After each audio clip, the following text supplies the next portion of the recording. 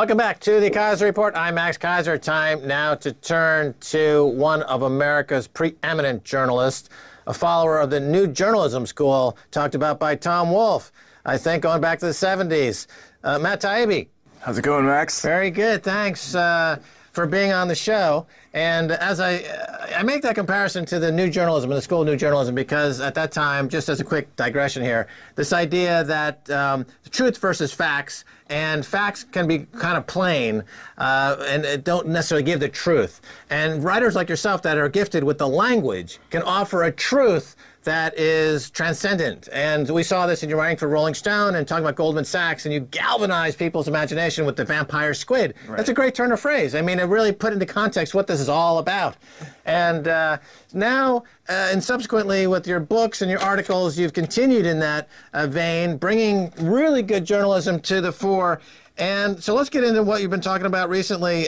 Trump has a new nuclear posture review, the NPR. You'd never know it watching cable news, but you write that this NPR shows that the president and the people around him believe in the usability of nuclear weapons. Talk about this. Right, yeah. One of the main features of the president's new nuclear posture review is this idea that they should completely revamp our nuclear arsenal, and they should focus on more flexibility in our nuclear approach, by which essentially they mean they want to design nuclear weapons that have a smaller payload, like a Hiroshima-sized payload, so that they can countenance the use of nuclear weapons without completely destroying humanity, which is crazy, basically, because anybody who's in the scientific community will tell you that a very, very limited exchange of nuclear weapons, potentially destroys the entire world for environmental reasons.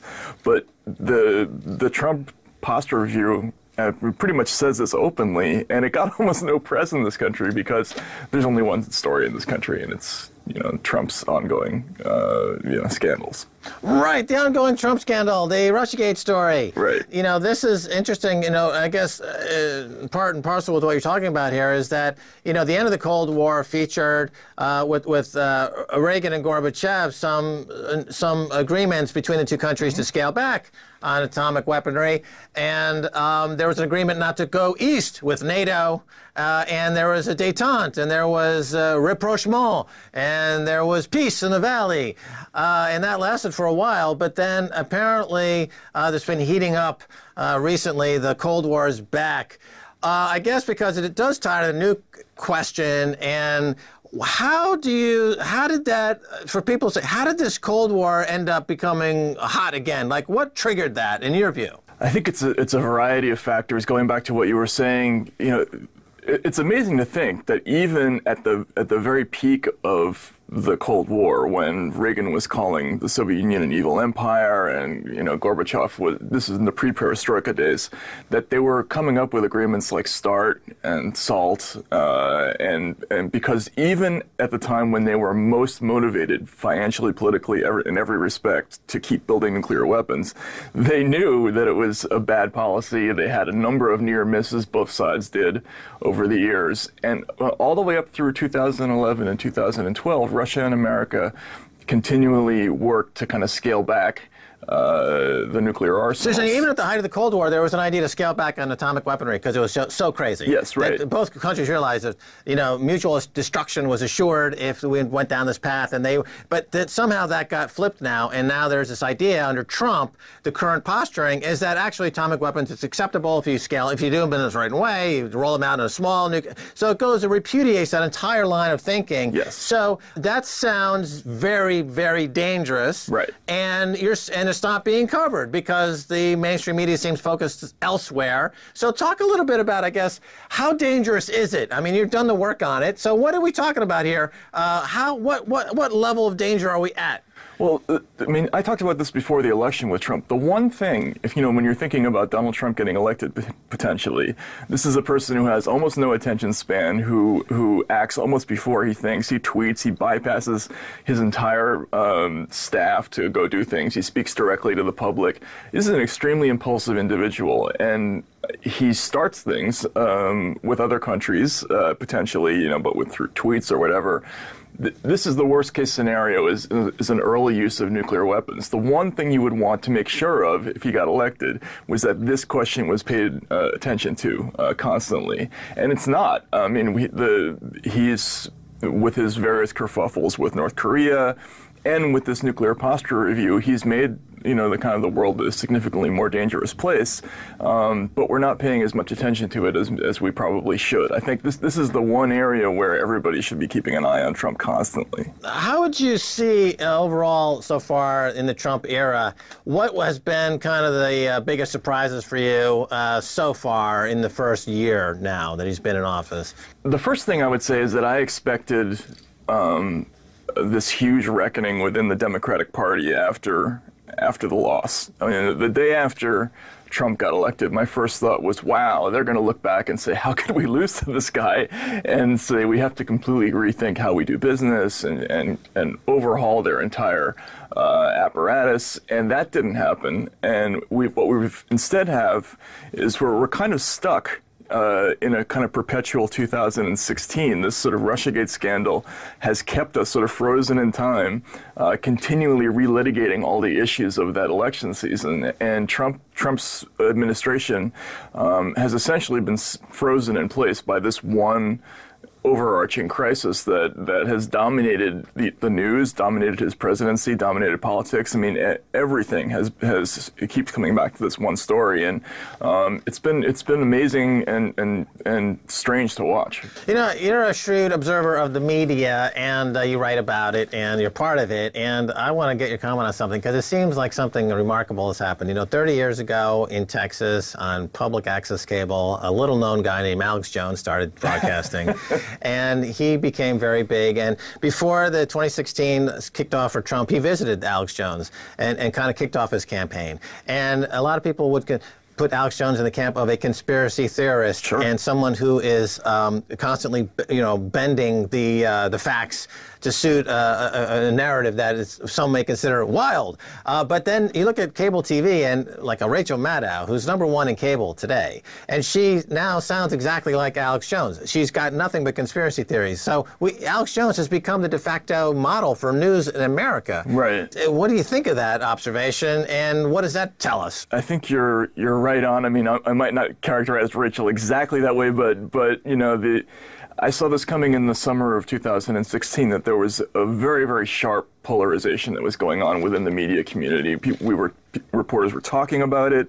They were discussing the idea that we had to become more actively partisan, that Trump was so much of a threat that we had to, quote unquote, do more to prevent his presidency. And so that kind of old school, boring third person, let's recite the news dispassionately version of journalism just vanished from the landscape. And now everything has gravitated towards what you're exactly right. It's the Alex Jones model. It's this sort of fulminating, anger-inducing kind of rhetoric that is very, very popular and makes a lot of money. And also, I mean, this is a key factor in it. The one thing that people forget about the Trump presidency is that he's making the media a fortune. I mean, CNN made $1 billion last year, and the media has been looking at declining fortunes for decades now. But as soon as Trump came along, he's made us all a lot of money, and I think that has affected coverage tremendously. Well, last Moonves leading up to the campaign, over there at CBS, in the way he broadcast an empty podium waiting for Trump. Yeah. He would say, this guy is probably very dangerous. I'm paraphrasing, but nevertheless, he's making us lots of money. Yeah. So the media,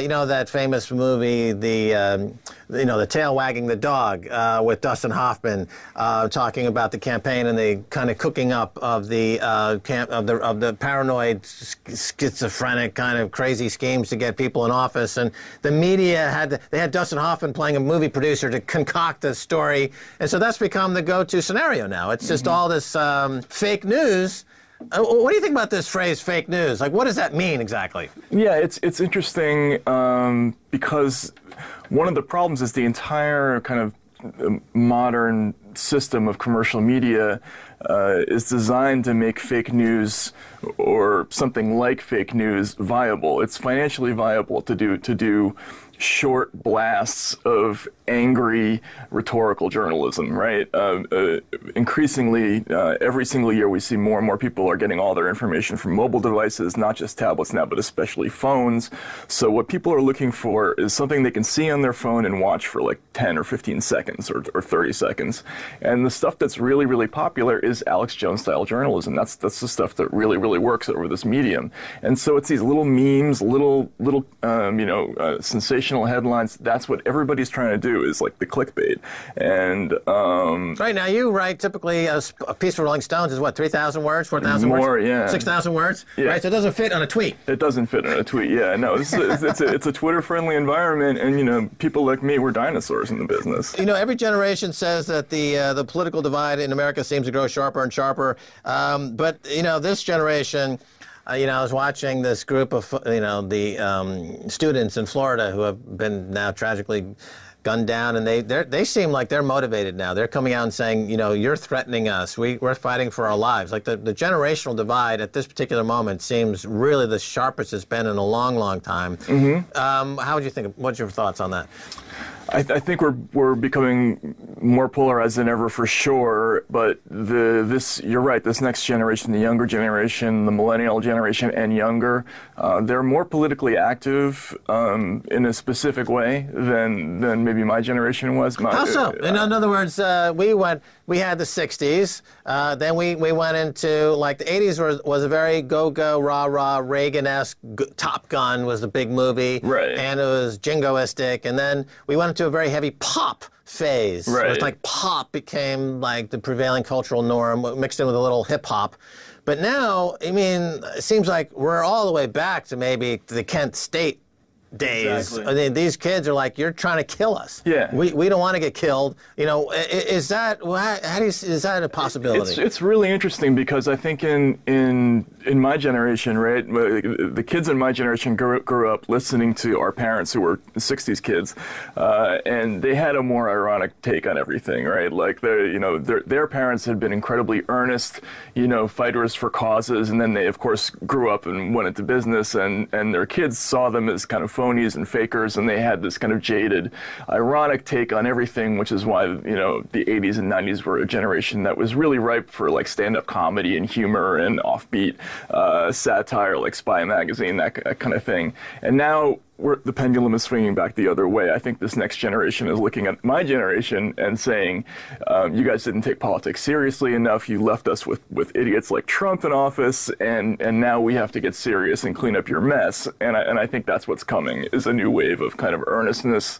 and seriousness and anger. And it's interesting. Snark might be dead. Yeah, it might be dead. Irony is dying. Yeah, definitely. It might be. Yeah, exactly. All right, can you stay for another segment? Absolutely. Yeah. All right, cool. The way we were talking about this, there's two movements out there. One is what I would perceive as the reaction to the shooting in Florida of more of a serious post-millennial, Generation Z. I don't know if they even have the name yet. Right, yeah, they don't yet. We haven't come up with a term yet.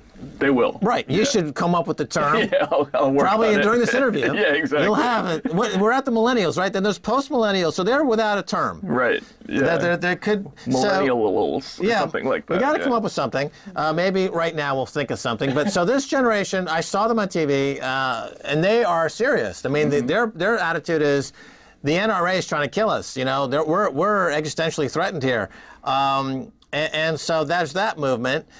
And then there's the Me Too movement. Mm-hmm. And okay, that's also an interesting movement. But let's talk about this post-millennial movement. This is now hard. It seems like a bookend to the 60s anti-war movement in a lot of ways. Can you dig into that a little bit more? Put your zeitgeist exploration hat on. What do you see? Well, it's definitely brought back the kind of unironic left, right? But the difference is the 60s were... It was peace and love, and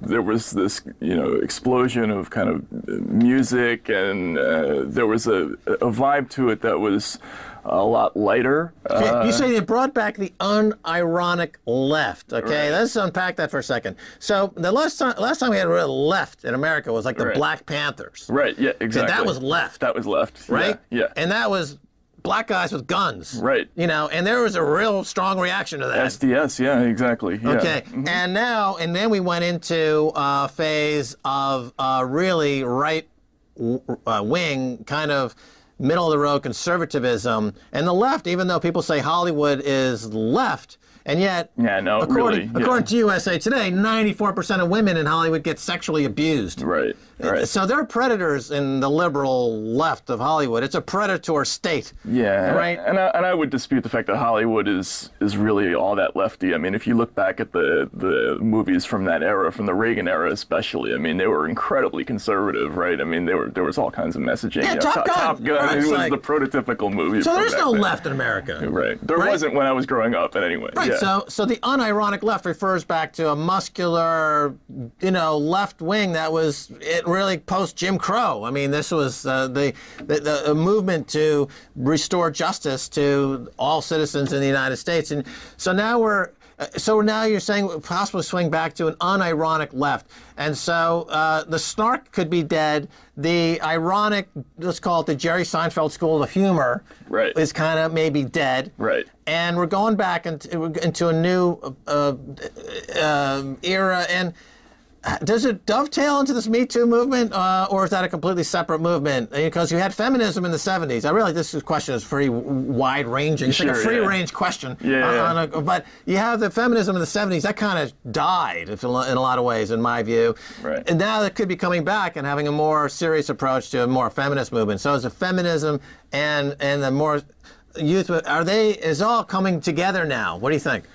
I mean, I think it's a great question. The bringing up Seinfeld is actually really right on, because what was Seinfeld? Seinfeld was a show about nothing, right? That was supposedly the virtue of it. It was that we turned it on and we tuned out. We didn't think about politics, and that was cool. The show didn't have any themes that were dangerous, really. It was all just zany, goofy stuff. Today, if you say to somebody, I'm gonna not think about politics. I'm going to affirmatively engage in an activity that takes me away from thinking about what the world is really all about. They'll say that's privilege, right? Like only somebody who's not affected by the politics has the luxury of engaging in a show about nothing, right? And so everything has to be about something. And this is a kind of a radical change in the way we think about everything: journalism, humor, culture. It all has to be sort of directed towards a political end now, and it's become hard. I mean, I notice it for me, because what I do is so different from that. I mean, I think part of like the way I work is based on trying to look at things from a humorous and a little bit reserved point of view. But that's not really acceptable right now. Humor without sort of humor for its own sake is now sort of discouraged in the popular media. Right. There's a word you slip in there. It's a charged word, privilege. Right. Right. So this is a hot word, right? Because white privilege is the topic. And so what you're suggesting here is that everything now, the idea of being the Jerry Seinfeld-esque type of humor of non-engaged at all is only available to the privileged, who basically are benefiting. They are the rentier class, the inheritors of this new generation that's doing all the work. They have all the jobs. They're inheriting what they perceive to be a crazy president, a crazy atomic weapon armed world, and they've inherited a horrible situation, and they don't want to not tune out anymore. Right. They want to be engaged. They want to make, because their life is an existential threat. So where do they have room to engage? Where are they going to take their movement? Where are they going to go with it? Well, they're going lots of places with it. I mean, the Me Too movement has obviously taken off and has gone lots of places and has achieved a lot already. I think a lot of this energy right now is being directed towards domestic politics, towards sort of ousting Trump. But there's a split there. I mean, if you look at American youth culture and follow kind of the debates that go on online, between there's a site, Jacobin, right, which is exactly the unironic left, right? They are leftist politics, and they're serious and earnest people, but there's sort of a split between people who actually want to install like a quasi-socialistic new regime, modeled after Corbyn or Bernie Sanders or something like that, and the sort of the Democratic Party, which has appropriated a lot of the language of the left. Let's talk about the Jeremy Corbyn for a second, because his popularity is soaring. Right. And he is a frickin', labor Unabashed. politician Exactly. from 30 years ago, like Michael Foot, type Right. of labor politician in the UK, a complete repudiation of Thatcher and Reaganomics. Mm-hmm. And he could very well be the next prime minister of Britain. Mm-hmm. And he's got tremendous support. So that would be a signifier that we are returning to a huge left-wing possible, movement politically, and is seeing it in the UK. And Bernie Sanders was kind of an equivalent here in the US, but I'm not sure he has enough gas in the tank to Right. run for president again. Right. But do you see stirrings of like a Corbyn-esque type? Absolutely. What do you see? Yeah, no, it's out there. That sentiment is out there. And I knew Bernie Sanders for a long time ago and spent a lot of time writing about him before this election cycle, but I never saw what happened in 2016 coming with the outpouring of support for him. And that had a lot to do both with this sort of newly coalescing leftist politics, but also with pent-up frustrations towards the status quo, towards the Democrats, and towards this idea that what you're talking about, that the existing political parties have left us with these huge, horrible, scary problems, and we just can't elect them anymore. We have to go in a sharper, more serious direction, and we saw that on both sides of the aisle.